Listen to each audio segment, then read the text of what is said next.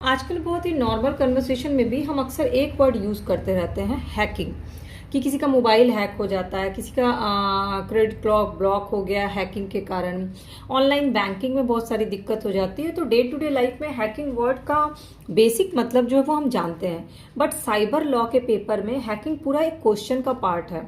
जैसे कि hacking IT act के किस धारा, तो साइबर लॉ में आईटी एक्ट के तहत कौन सी धारा में हैकिंग को परिभाषित किया गया, हैकिंग के बेसिक तत्व क्या है, आवश्यक तत्व क्या है, हैकिंग के प्रकार क्या है, हैकिंग से के तरीके कौन कौन से हैं, या फिर हैकिंग से रिलेटेड कोई प्रमुख वाद जो है उसके बिना तो आपका आंसर कंप्लीट होगा नहीं।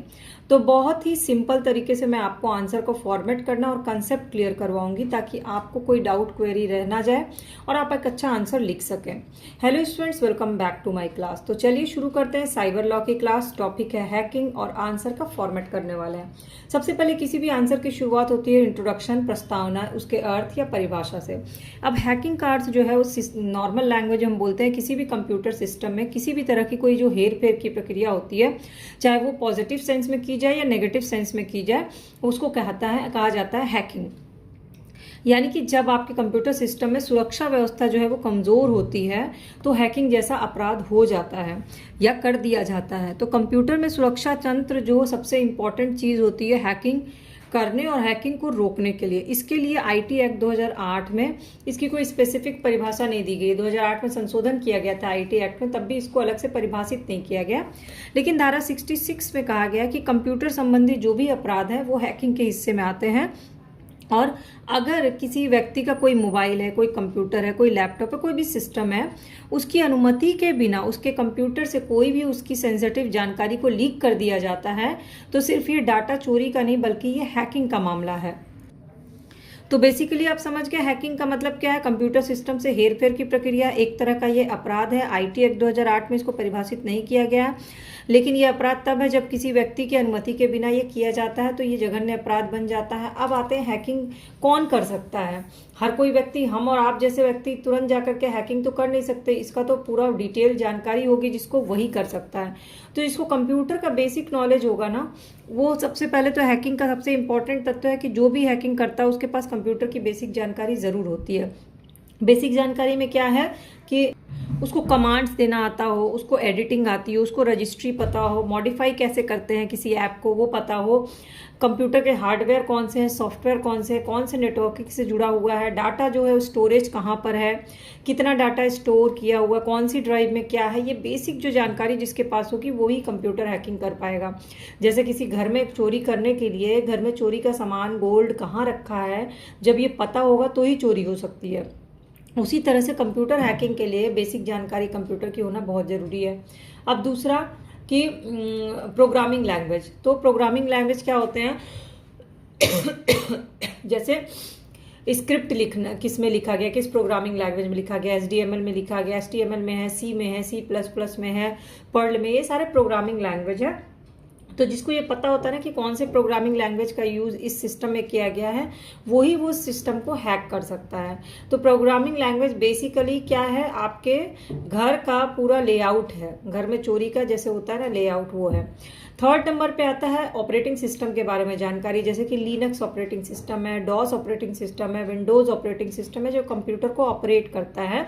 ये आपके घर में जैसे लॉक सिस्टम होता है उसी तरह से ये होता है लिनक्स ऑपरेटिंग सिस्टम की जानकारी होना। चौथा है नेटवर्किंग की जानकारी कि आपका कंप्यूटर किस नेटवर्क से कनेक्टेड है, जैसे आपका घर के आसपास लोग कैसे हैं, किस समय कौन बाहर जाता है, कब किस समय सन्नाटा रहेगा चोरी करने के लिए, ऐसे चोर भी प्लानिंग करता है ना, उसी तरह से नेटवर्किंग के बारे में पूरी जानकारी हैकर को होती है। और चौथा है डाटाबेस, यानी कि आपका डाटाबेस जो है वो ओरेकल का है, एसक्यूएल का है, कौन सा डाटाबेस है, ये बारे में। तो 5 चीज़ों की जानकारी जिसको होगी वही हैकिंग कर पाएगा। हैकिंग के आवश्यक तथ्य है। अब बात करते हैं हैकिंग के प्रकार कैसे। हैकर्स कितने तरह के होते हैं? 3 तरह के हैकर होते हैं। एक होता है white hat hacker. White hat hacker क्या होते हैं, ये एथिकल हैकर्स होते हैं, मीन्स अच्छे हैकर होते हैं। जैसे गवर्नमेंट को किसी चीज़ के लिए ज़रूरत है या किसी कंपनी को किसी चीज़ के लिए ज़रूरत है और हैकर्स को बुलाया जाता है किसी साइट को ठीक करने के लिए, तो वो होते हैं एथिकल हैकर्स। ये हैकर्स आमतौर पे सिस्टम के मालिक की अनुमति से काम करते हैं और सुरक्षा बेहतर बनाने में मदद करते हैं। तो ये क्या हुए, अच्छे हैकर्स हुए, इसलिए ये क्या है, वाइट हैट हैकर्स है। दूसरा है black hat hackers. Black hat hackers जो होते हैं ये गलत उद्देश्य से काम करते हैं और जो भी काम करते हैं वो अपने लाभ के लिए करते हैं, कोई ना कोई पैसे का लाभ होता है, साथ ही साथ सिस्टम को नुकसान भी पहुंचाते हैं और डाटा चोरी भी करते हैं।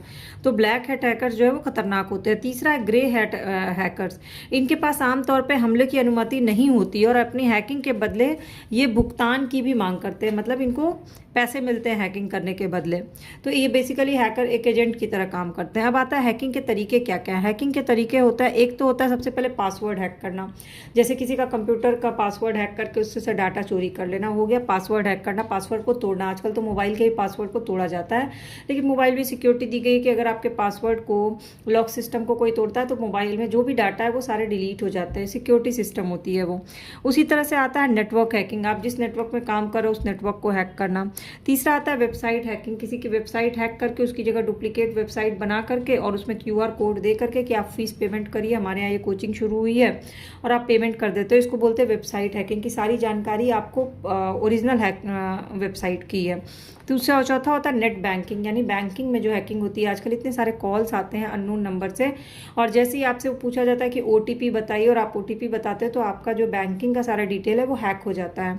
फिर आता है ईमेल हैकिंग। ईमेल हैकिंग बहुत ही कॉमन हो गया है क्योंकि पासवर्ड चेंज करना ईमेल में बहुत आसान है। 2 क्वेश्चन पूछे जाते हैं और पासवर्ड फॉरगेट पासवर्ड करके लोग ईमेल को हैक कर लेते हैं, इसलिए उसमें भी 2 स्टेप वेरिफिकेशन और सिक्योरिटी लगाना बहुत ज़रूरी होता है। फिर आता है ई बैंकिंग, जो बैंक से रिलेटेड हैकिंग होती है।